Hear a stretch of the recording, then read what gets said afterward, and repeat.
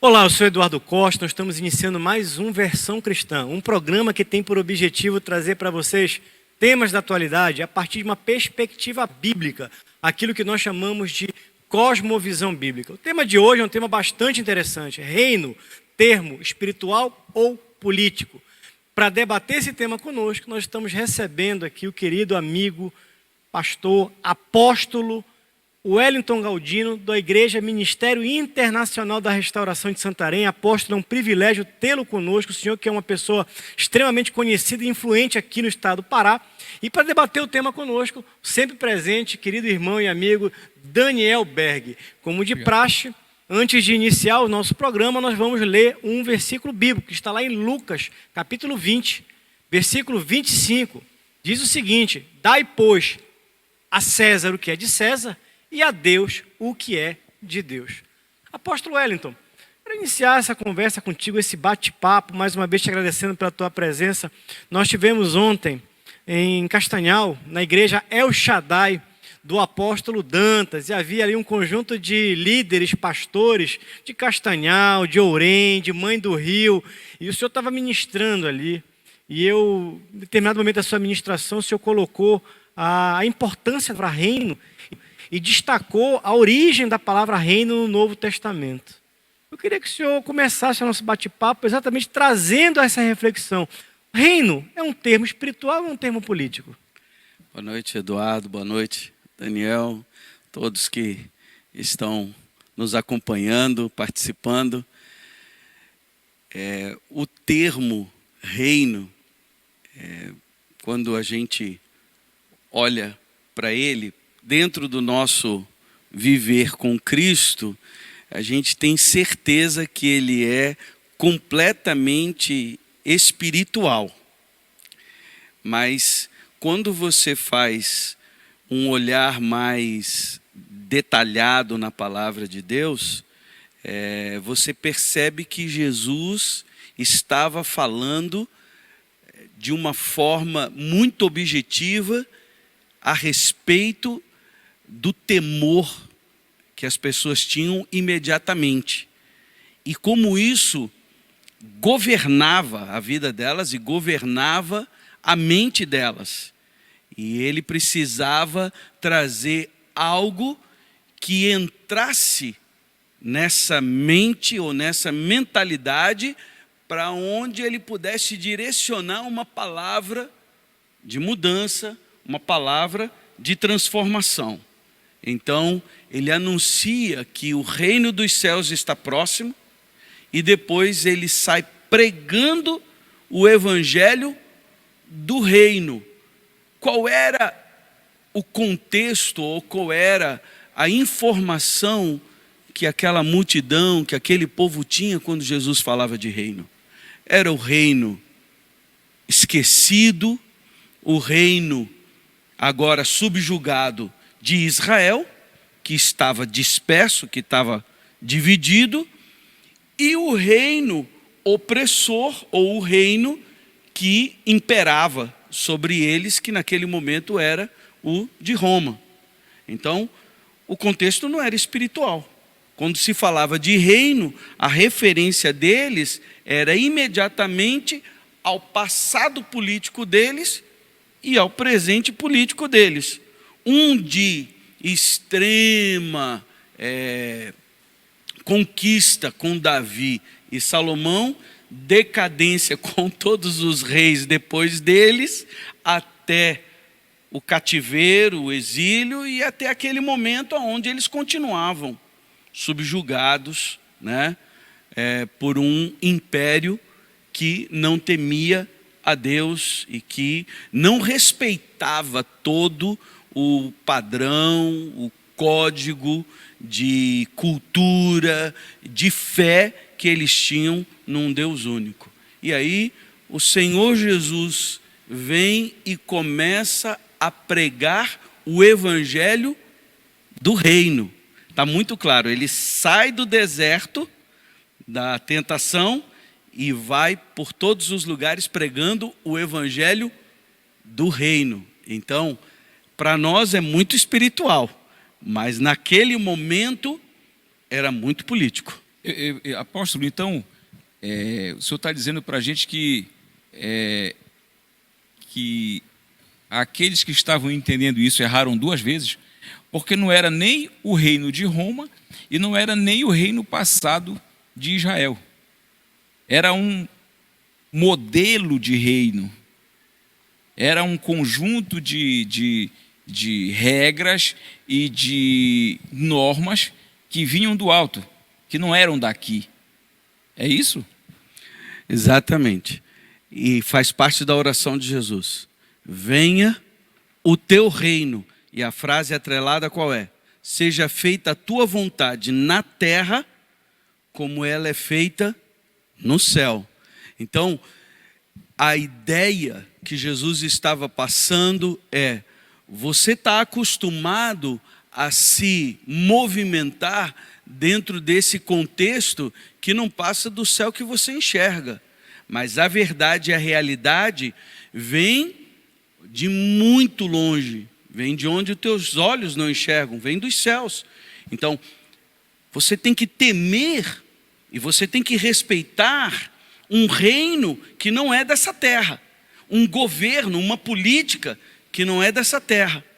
Você está aqui subjugado e você está, digamos, institucionalizado dentro de um padrão político da terra, e Jesus vem e fala para eles: qual a parte que vocês não entenderam dos profetas ou da Torá, de que o Messias é um rei? E qual reino subsiste sem política? Qual reino subsiste sem governo, sem administração? Ele falou: vocês estão querendo se comunicar e se conectar com Deus exatamente como os pagãos se conectam com os ídolos. Ei, mudou. Isso mudou. Eu quero falar para vocês sobre o reino dos céus, sobre o reino de Deus. Impressionante, apóstolo, como a mensagem de Cristo no Evangelho, né? Ela, muitas vezes, ela não é percebida na sua plenitude. Quando eu tomei contato com a cosmovisão bíblica alguns anos atrás, eu comecei a redefinir a minha visão do Evangelho, inclusive. E a gente tem a mania, eu sempre falo aqui no programa, de entender a Bíblia como um manual de fé e conduta individual. E a Bíblia é muito mais do que um manual de fé e conduta individual. A Bíblia é um manual para a construção de nações felizes, justas, pacíficas e prósperas. E durante muito tempo a gente tem o hábito, como cristão, de achar que o cristão não tem que se envolver com as coisas do mundo, não tem que se envolver com as coisas da sociedade, não tem que se envolver com a política, por exemplo. Política é coisa do diabo. Mas quando você começa a ver o ministério de Cristo, ele traz palavras que são muito conhecidas naquele momento, são palavras gregas e são palavras que têm tudo a ver com governo, com domínio, com política, como, por exemplo, você falou do reino. Mas, por exemplo, a gente pode citar a palavra eclésia. Eclésia é uma palavra grega, algo que eu quero que você comente também, antes de fazer uma pergunta, é a própria palavra apóstolo. A palavra apóstolo é uma palavra que vem também com uma conotação política. E engraçado que quando, há um tempo atrás, eu aprendi mais uma. É quando Jesus diz: quando 2 ou mais estiverem reunidos, eu estarei ali com vocês. E ele usa ali, portanto, uma figura do governo romano, que é o conventus.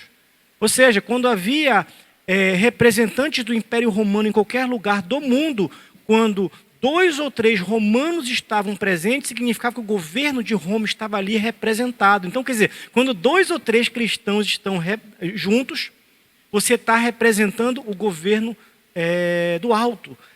Fala um pouco para a gente sobre essas questões, esses termos, essas terminologias. É interessante.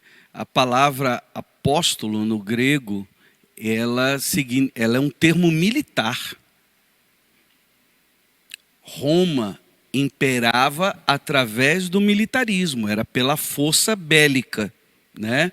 Era pela força da estratégia e pela força numérica de soldados.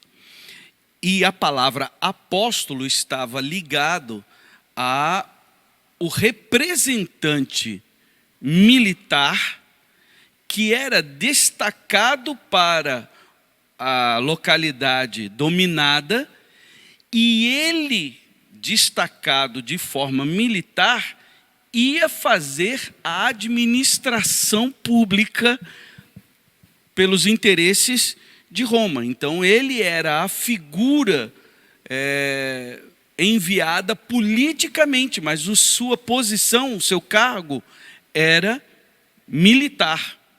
Então a gente vê Jesus usar termos de guerra, Jesus usar termos de agricultura, Jesus usar termos de construção.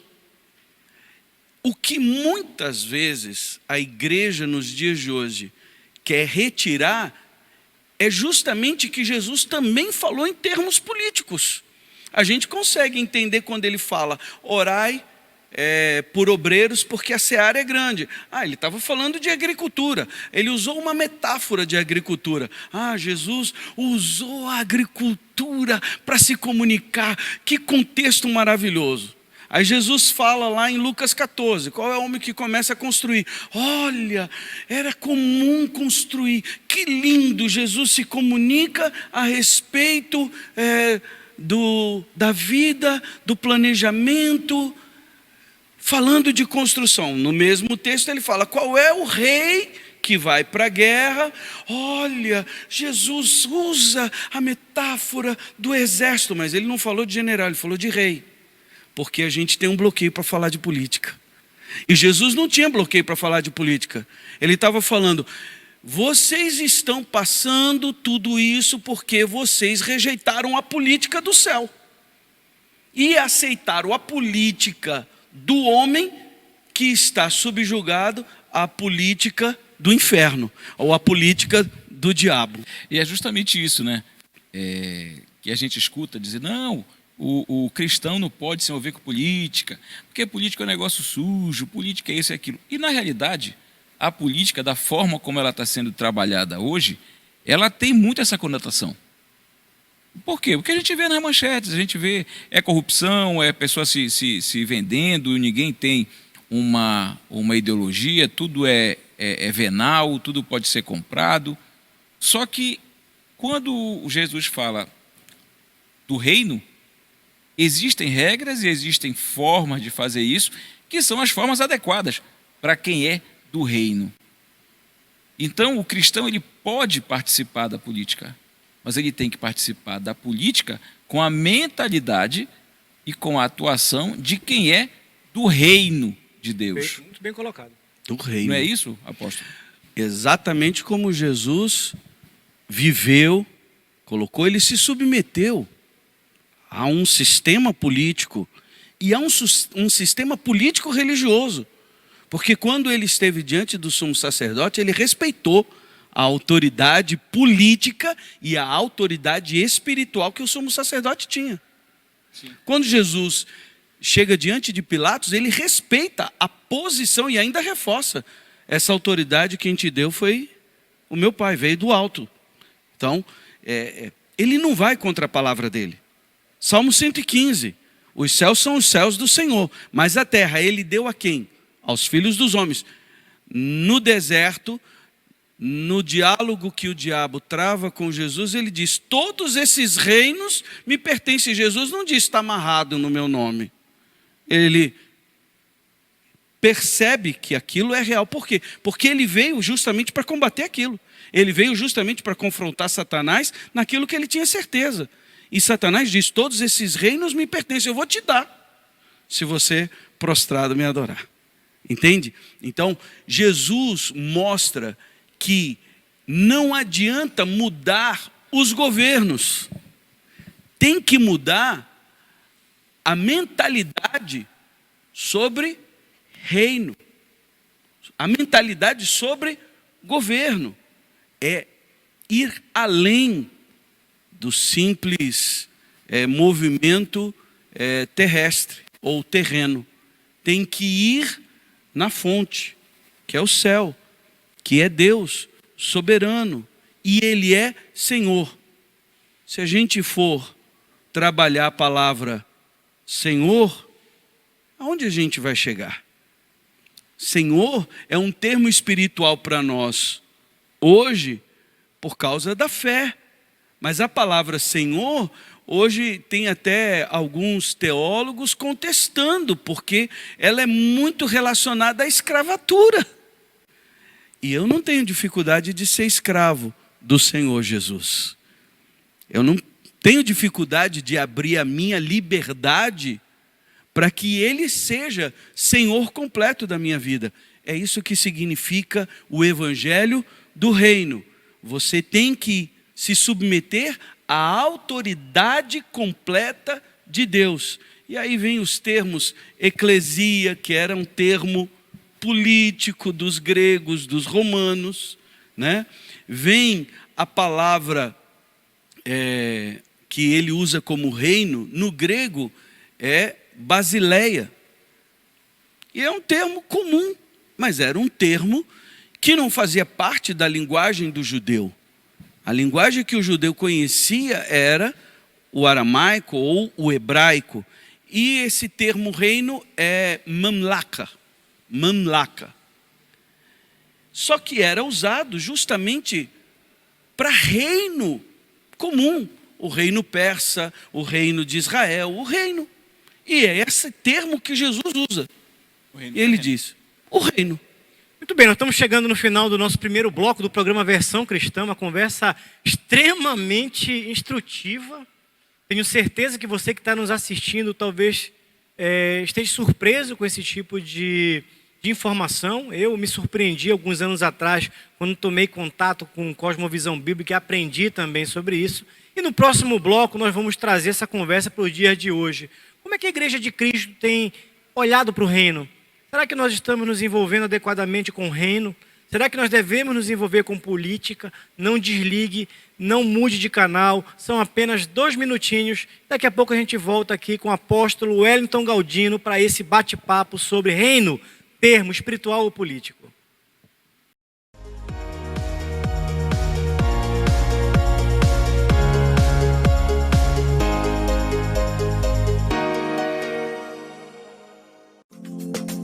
A Calman Brasil Calibração e Manutenção é uma empresa com excelência em calibração, manutenção e testes em instrumentos de medição, equipamentos e mangueiras. A calibração dos equipamentos é atividade vital e deve ser realizada frequentemente. E a Calman é o lugar ideal. Possui certificação ISO 9001, tem laboratórios equipados com padrões modernos. Nossos técnicos são qualificados e possuem o treinamento e o equipamento necessários para oferecer teste e calibração de qualidade. Calman Brasil, calibração e manutenção do jeito certo. A Ótica Visão Saúde oferece para sua família a melhor experiência no segmento óptico. Nossas armações são atualizadas semanalmente e nosso portfólio conta com acessórios, óculos solares, lentes de contato, além de todos os produtos varejista ópticos. Aceitamos todos os cartões de crédito em até 18 vezes e planos com até 50% de desconto. Venha e fale com um dos nossos consultores.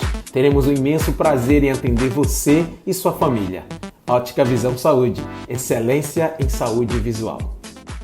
SOS Extintores, sua opção em segurança com ampla linha de equipamentos para combate a princípios de incêndio com alto padrão de qualidade e segurança. Extintores de incêndio da linha convencional, mega e premium, tudo para quem quer resposta imediata, efetiva e segura na proteção de vidas e patrimônios. Ampla linha de sinalização fotoluminescente, mangueiras de incêndio, soluções personalizadas de acordo com o seu empreendimento, seja residencial, comercial ou industrial. Solicite seu orçamento. Somos a loja Varejando Frango. Trabalhamos com qualidade e com o menor preço da cidade. Atuamos no ramo de frango vivo, abatido na hora, com variados tipos de corte e galeteria. Nosso produto vai para a sua mesa com a procedência de qualidade do produtor para o consumidor.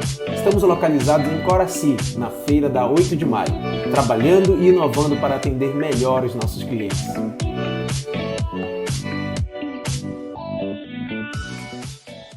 Zelo, saúde, proteção e segurança para a sua empresa. A Zelo traz até você tecnologia de ponta para a descontaminação de ambientes através da desinfecção por pulverização eletrostática. Tem padrão hospitalar E essa tecnologia é a única que proporciona a cobertura de 100% do seu ambiente, aprovado pela Anvisa e pela EPA, Agência de Proteção Ambiental dos Estados Unidos. Não é tóxico nem corrosivo, seu ambiente higienizado e livre do coronavírus.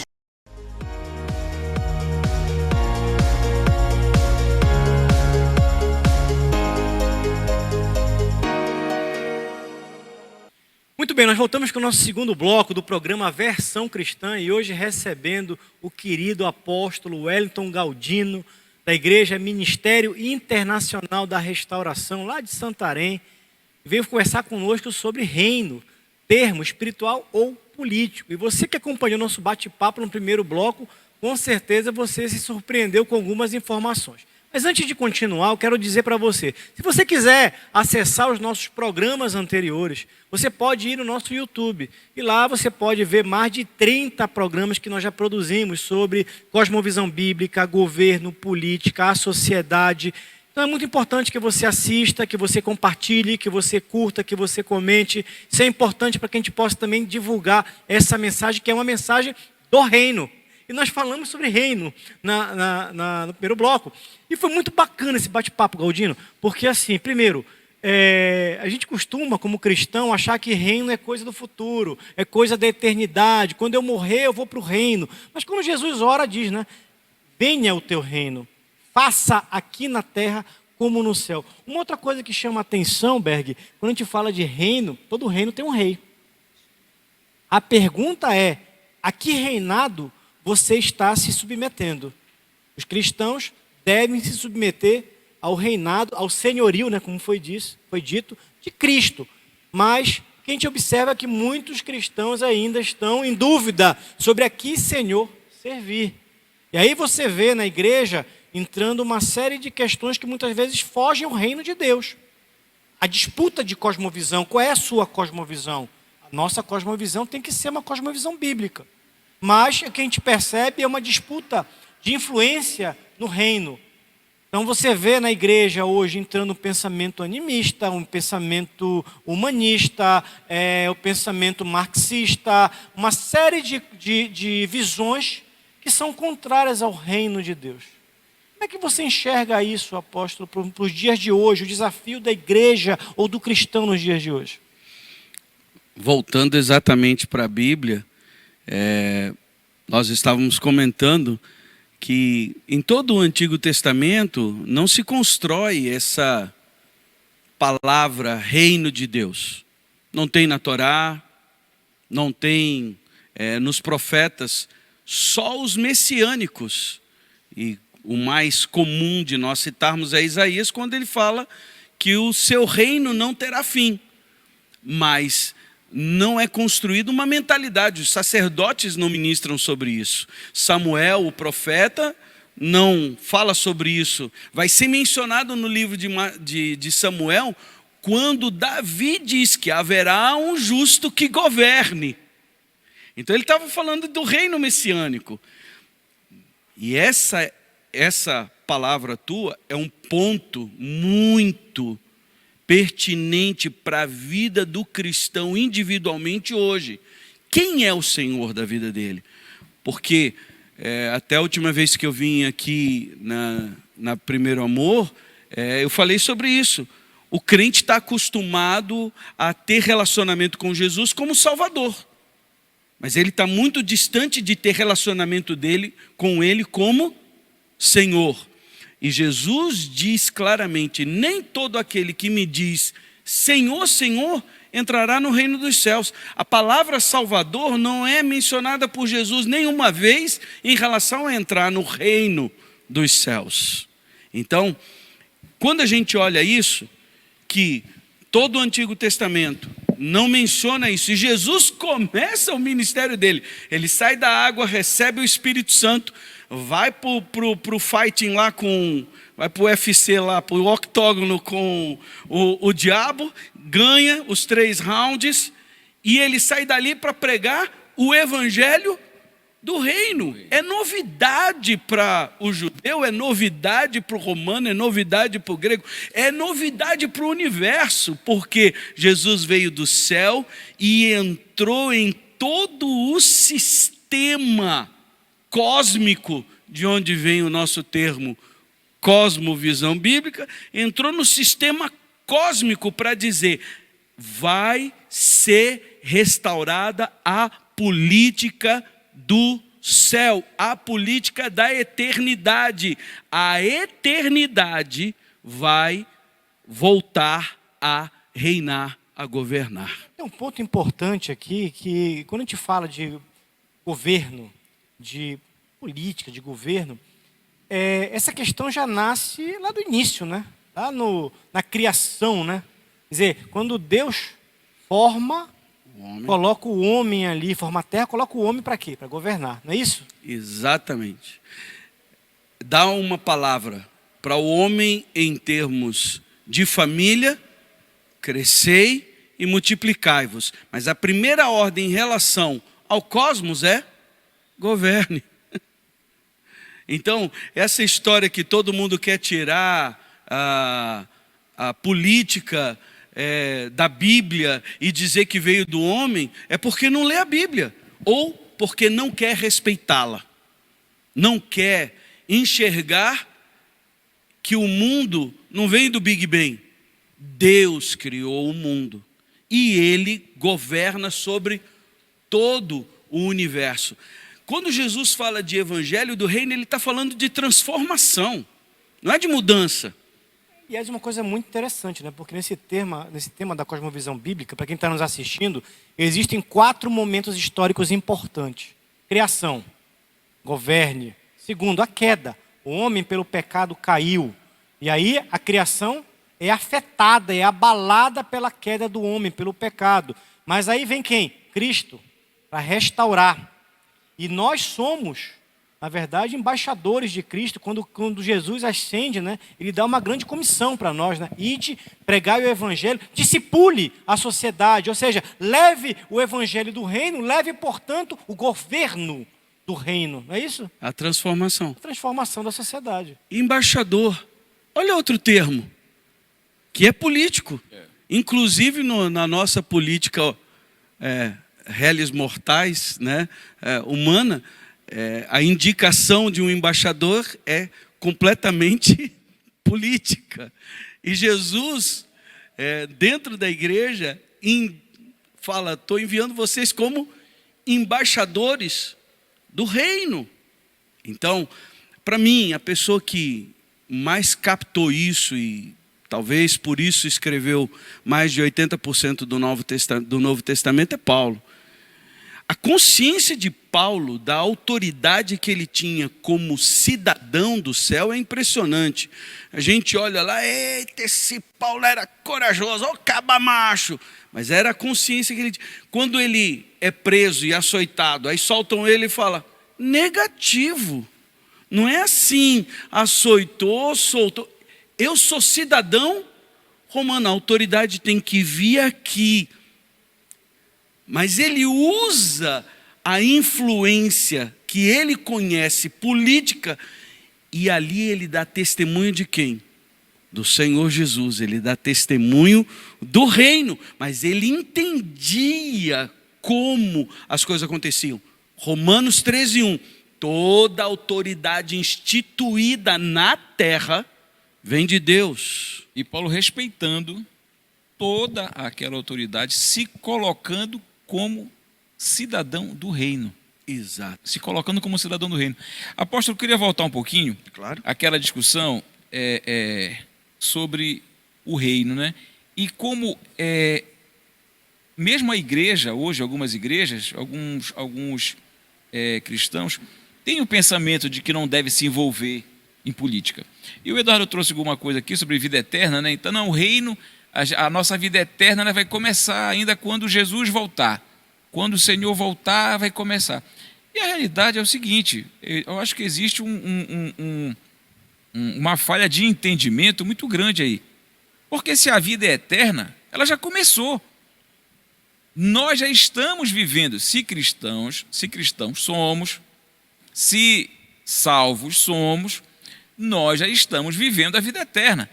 Então ela tem que ser tratada e vivida aqui, seguindo o governo do céu.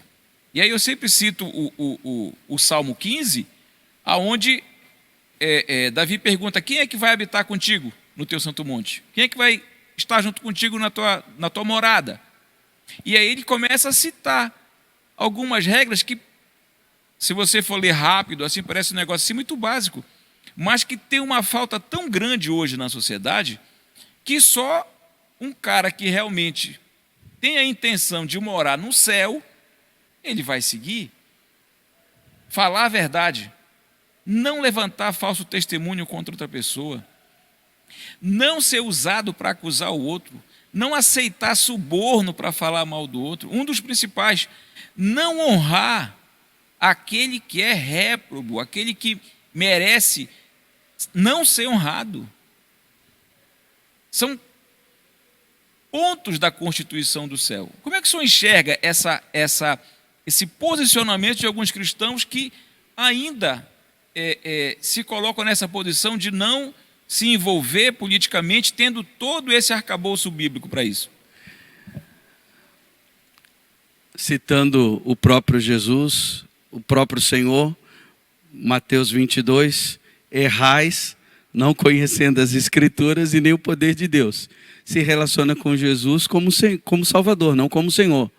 Quer que salva da dívida, quer que salva dos pecados que ele mesmo cometeu e que ele desobedeceu, aquilo que a palavra, se ele obedecesse a palavra, ele não cometeria, mas depois que ele comete, vem as consequências. Ele quer um Salvador para tirar ele das consequências que ele mesmo corre atrás todo dia.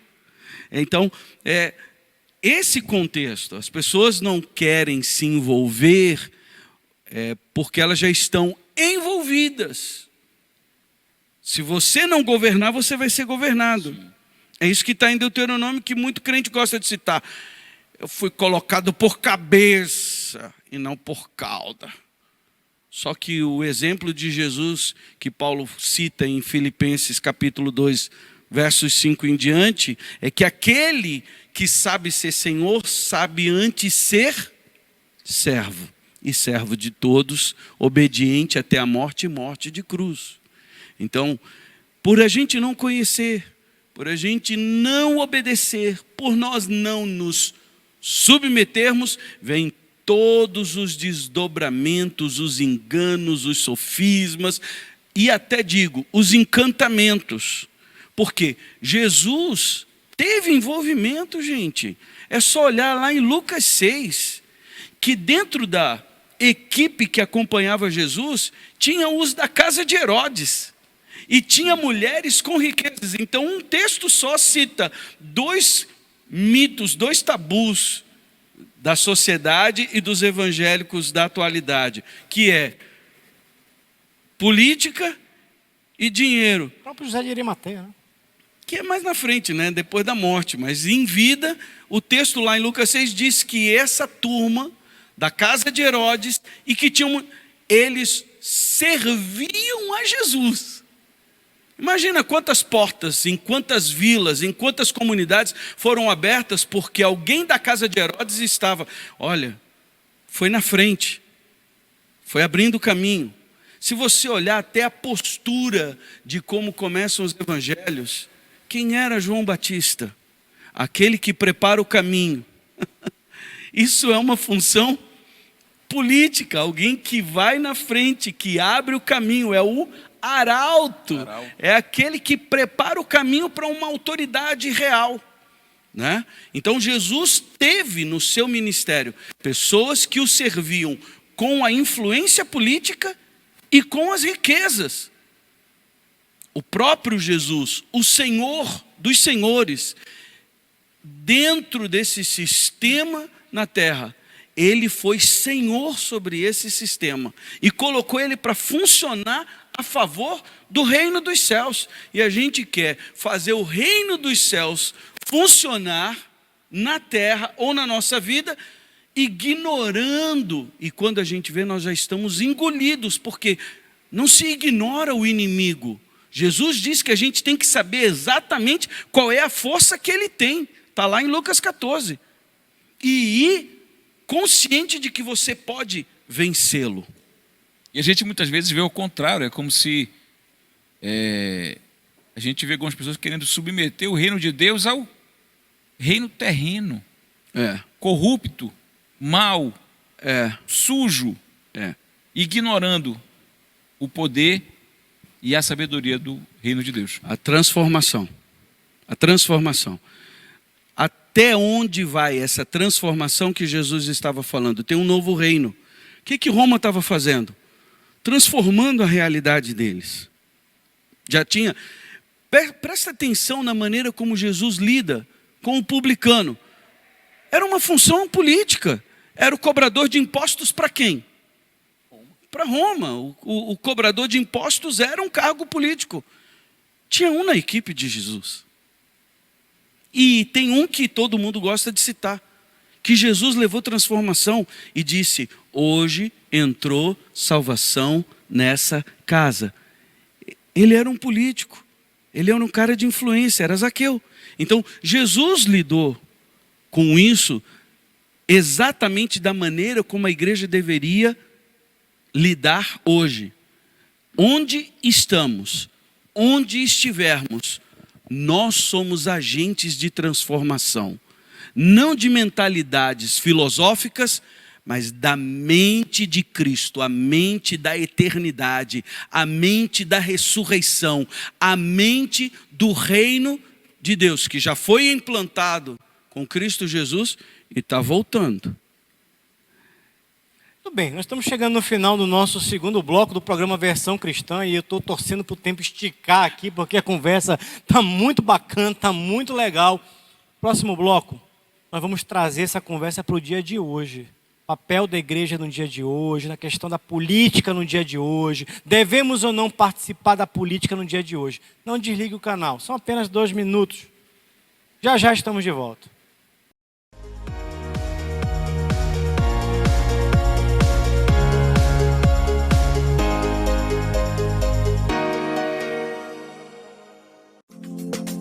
A Calmon Brasil Calibração e Manutenção é uma empresa com excelência em calibração, manutenção e testes em instrumentos de medição, equipamentos e mangueiras. A calibração dos equipamentos é atividade vital e deve ser realizada frequentemente. E a Calmon é o lugar ideal. Possui certificação ISO 9001, tem laboratórios equipados com padrões modernos. Nossos técnicos são qualificados e possuem o treinamento e o equipamento necessários para oferecer teste e calibração de qualidade. Calmon Brasil, calibração e manutenção do jeito certo. A Ótica Visão Saúde oferece para sua família a melhor experiência no segmento óptico. Nossas armações são atualizadas semanalmente e nosso portfólio conta com acessórios, óculos solares, lentes de contato, além de todos os produtos varejista ópticos. Aceitamos todos os cartões de crédito em até 18 vezes e planos com até 50% de desconto. Venha e fale com um dos nossos consultores. Teremos um imenso prazer em atender você e sua família. Ótica Visão Saúde, excelência em saúde visual. SOS Extintores, sua opção em segurança com ampla linha de equipamentos para combate a princípios de incêndio com alto padrão de qualidade e segurança. Extintores de incêndio da linha convencional, mega e premium, tudo para quem quer resposta imediata, efetiva e segura na proteção de vidas e patrimônios. Ampla linha de sinalização fotoluminescente, mangueiras de incêndio, soluções personalizadas de acordo com o seu empreendimento, seja residencial, comercial ou industrial. Solicite seu orçamento. Somos a loja Varejão Frango. Trabalhamos com qualidade e com o menor preço da cidade.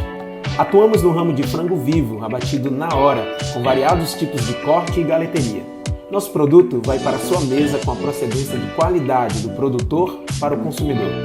Estamos localizados em Coraci, na feira da 8 de maio, trabalhando e inovando para atender melhor os nossos clientes.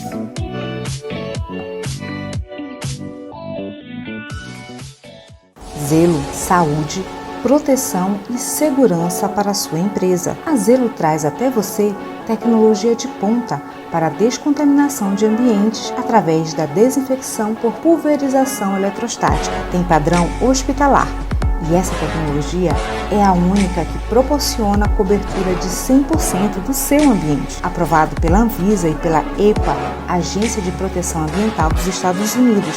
Não é tóxico nem corrosivo, seu ambiente higienizado e livre do coronavírus.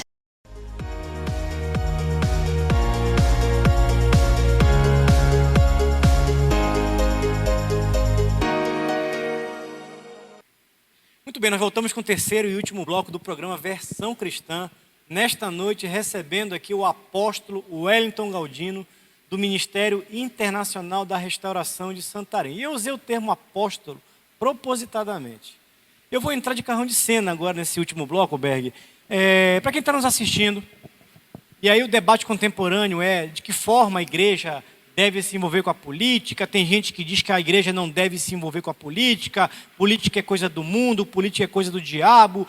Existe parte da igreja que se envolve de forma equivocada com a política, é bem verdade, mas esse ano é um ano eleitoral. 2022 é um ano no qual todos nós, você que está nos assistindo, vai às urnas eleger presidente, eleger governador, eleger senador, deputado federal e deputado estadual. E poucos sabem que existem hoje, e isso precisa ser divulgado, debatido, mais de 900 projetos de lei que tramitam no Congresso Nacional que afetam diretamente a fé cristã. A liberdade religiosa, a liberdade de culto, a liberdade de expressão, que afetam a família, que afetam a criança. E, em grande parte, isso exige, portanto, um exercício de participação do cristão na política. Aliás, uma coisa que a gente sempre discute, né? Sou professor universitário, é que existem duas formas da sociedade resolver os seus conflitos. Um é pela violência, o outro é pela política. Apóstolo, você acha que nós estamos precisando de mais embaixadores do reino? Ou de mais apóstolos do reino na política? Será que o cristão ele tem participado na medida adequada da política? Ou a igreja precisa rever, redimensionar, repensar a sua forma de atuação na política em favor do reino de Deus? Eu respondo com as estatísticas. Se elas apontam, a informação sobre a população brasileira aponta que nós somos, na sua grande maioria, uma nação cristã, por que as nossas leis não refletem o cristianismo que a estatística diz que nós representamos? Ou então a gente tem que perguntar, que cristianismo é esse que nós estamos vivendo? E aí a gente sai de uma esfera de igreja e vai para o contexto de fé cristã. Ou além, né? Ou além. Qual é a mentalidade do cristão que está lá representando a igreja? Será que tem a mentalidade da cosmovisão bíblica? Será que ele tem consciência do que é ser cristão? É a pergunta de casa, né? Que cristão eu sou? Você que é cristão, se pergunte, que cristão eu sou diante de todas essas estatísticas? Porque esse termo vem lá do Novo Testamento, em Atos, na igreja de Antioquia, onde eles foram chamados, não foi em Jerusalém, foi em Antioquia. Por quê? Porque eles se pareciam, a transformação era tão grande na vida deles, na maneira de falar, na maneira de agir, na maneira de ser cidadão.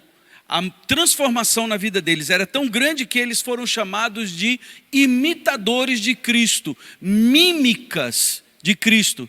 E aí o termo cristão. Será que as pessoas nos veem dessa forma?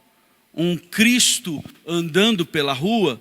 Ou nós somos só mais uma fachada?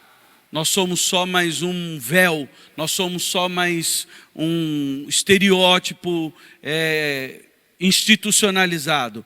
Então, nós precisamos de cristãos de verdade em tudo. Em todas as áreas. Por que excluir a política? Por que excluir as artes?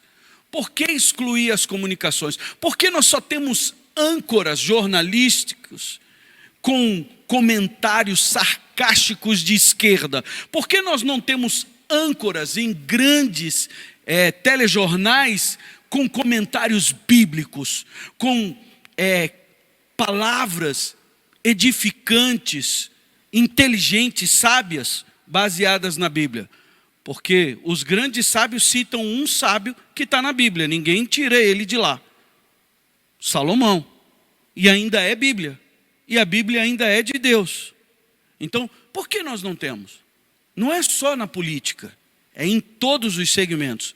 Mas eu acredito que um lugar de maior alcance para que essa transformação seja mais abrangente é a política. Nós precisamos de embaixadores, de apóstolos, nós precisamos de verdadeiros discípulos do Senhor Jesus em todas as posições, em todos os segmentos, para ser bem redundante, se vocês me permitem, em todas as áreas e em todos os níveis. Eu vou usar aqui uma discussão um pouco mais, eu diria, que a gente tem feito dentro das nossas igrejas.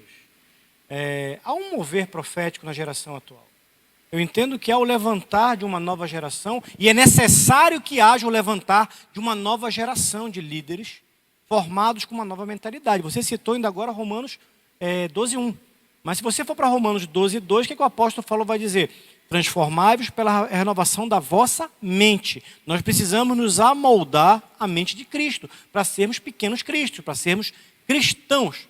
Mas não adianta nós termos apenas pessoas que digam assim, olha, eu sou vocacionado para a política, eu tenho interesse em participar da política, é necessário, é fundamental, se os demais cristãos não perceberem a sua importância, porque política não é só para quem é candidato, política nós fazemos no dia a dia e exercemos a nossa cidadania no dia do voto.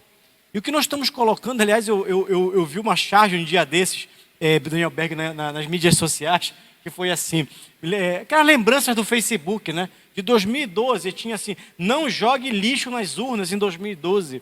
Eu acho que a gente jogou muito lixo nas urnas em 2012, jogamos muito lixo nas urnas nas eleições passadas. Inclusive pessoas que entraram nas igrejas, eu sou cristão, eu sou evangélico, levaram muitas vezes votos de evangélicos, mas deram péssimos testemunhos naquilo que fazem.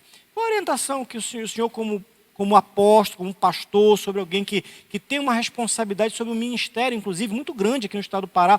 Como é que você tem mentoreado os seus líderes? Qual a orientação que nós devemos dar para os nossos telespectadores e para as pessoas que são cristãs, católicos, evangélicos, ou mesmo não, em relação à eleição desse ano, em relação à política?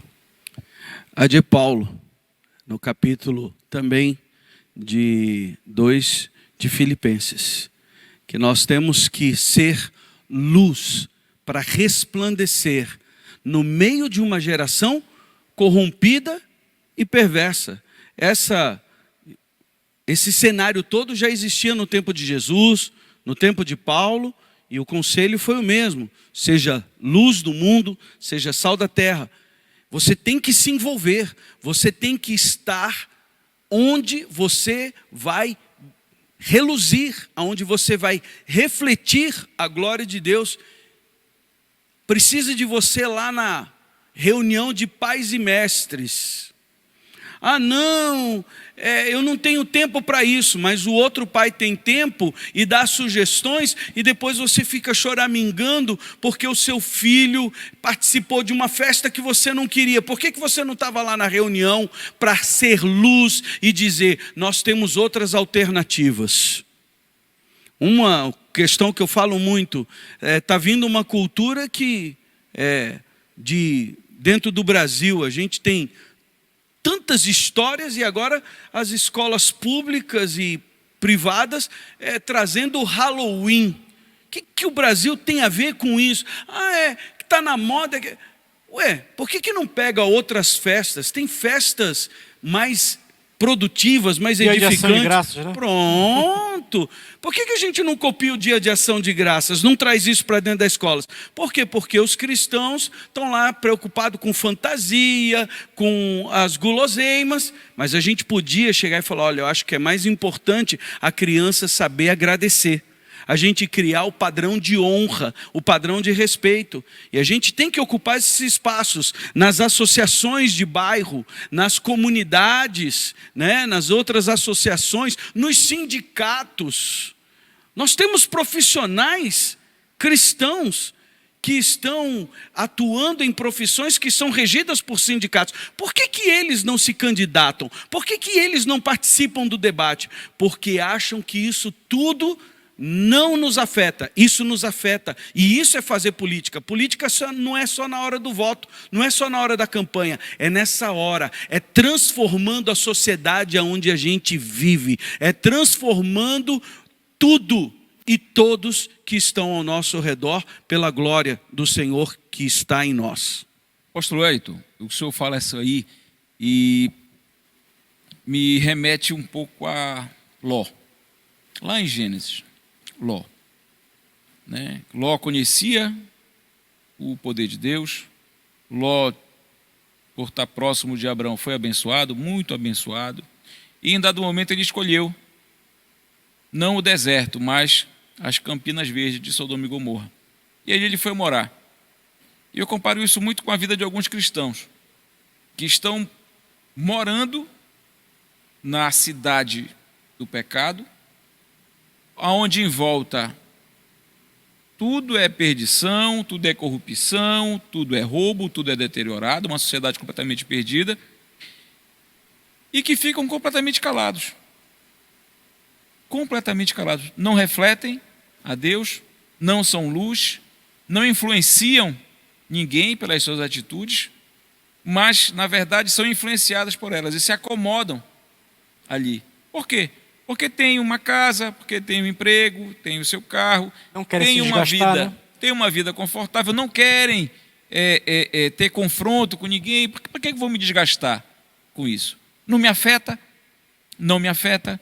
Então, olha, se estão dançando funk lá na escola, com as crianças de 6 anos, não afeta. A boquinha da garrafa. E se estão ensinando ideologia de gênero na escola para criança de 5 anos, não me afeta, meu filho já tem 12, então ele já passou disso e tal. E no momento que Ló precisou abrir a boca para falar, enquadraram ele. Disse: vem cá, tu estás aqui há tanto tempo e agora tu queres falar, tu queres dizer alguma coisa? Aqui, meu irmão, aqui tu é estrangeiro. E eu vejo muito esse comportamento, apóstolo, na vida de alguns cristãos. E a gente tem pagado um preço muito grande nesses anos todos por conta dessa omissão. E na realidade eu vejo isso como um medo. O medo, porque a gente vê que a sociedade toda aparelhada, né? Você vê imprensa aparelhada pela esquerda, política aparelhada pela esquerda, judiciário aparelhado pela esquerda, STF aparelhado pela esquerda, OAB aparelhado pela esquerda, tudo você vê, aí assim, não. E como a quantidade é pequena, mas a grita é muito grande, aparentemente parece que é aquilo que domina a sociedade. Mas não. Nós somos mais, nós somos maiores, e o Senhor citou uma palavra ainda agora, que é perfeita para isso. Não conhecer. Não conhecer a palavra. Qual é a mensagem que você dá, pastor ou apóstolo, para esse povo? Está escrito, né? O povo perece, meu povo perece por falta de conhecimento. Conhecer a Deus, Oséias, capítulo 6, conhecer a Deus e prosseguir conhecendo a Deus. Não é simplesmente ler a Bíblia e estudar na Bíblia para tirar de lá aquilo que nos favorece, aquilo que a gente, na verdade, quer colocar lá e quer usar para respaldar o nosso comodismo, a nossa covardia, porque não é só comodismo, tem muita covardia. Então, precisa ler a palavra, estudar a palavra de Deus e deixar que ela realmente seja a voz e a palavra de Deus na sua direção. E realmente lhe direcionar a uma mudança, a uma transformação, a uma tomada de posição. Há uma tomada de posição, não apenas em relação à sua vida, mas também a tudo que está ao seu redor, como Josué. Eu e a minha casa serviremos ao Senhor. Mas isso significava, eu não estou sozinho, eu vou influenciar muita gente. E hoje nós temos que voltar a ter essa posição de influência como cristãos, como um povo que teme a Deus. Eu quero ir além. Um povo que teme a Deus. Eu quero que o temor do Senhor volte a ser a sabedoria na casa de cada cidadão que se diz cristão nessa nação brasileira. Muito bem, com isso nós estamos chegando ao final do nosso programa Versão Cristã, e a mensagem é uma mensagem que precisa ser refletida, guardada, mas acima de tudo praticada. Como o Daniel Berg mencionou aqui, minorias organizadas estão impondo seus valores, as suas ideias, os seus projetos, numa ampla maioria desorganizada, apática, descompromissada, ou muitas vezes que acha que política não tem nada a ver com o seu dia a dia. Como eu mencionei, hoje existem mais de 900 projetos de lei que impactam a sua religiosidade, a sua fé, os seus filhos, a sua família. Política é necessária, o reino não é de eternidade, o reino é aqui e agora. E nós somos apóstolos, nós somos embaixadores, nós somos servos do reino de Deus. O nosso rei é Cristo, e como pequenos cristos, nós temos que refletir a sua imagem, sermos sal, sermos luz, em todas as áreas como foi mencionado, inclusive na política. Precisamos de uma nova geração de líderes. Seja você um líder nessa geração, ajude a impactar a sua realidade, participe de eleições de conselho tutelar, participe do Conselho Municipal de Educação, de Saúde, de Assistência Social, reúna com os pais e mestres da sua escola, participe de reuniões de associações, de sindicatos, de cooperativas, mas ali seja você um porta-voz da mensagem do Evangelho de Cristo. Que o Senhor Jesus te abençoe tremendamente. Amém. E que você nos ajude a construir uma nação feliz, justa, pacífica e próspera para a honra e glória do Senhor Jesus. Amém. Deus te abençoe. Amém.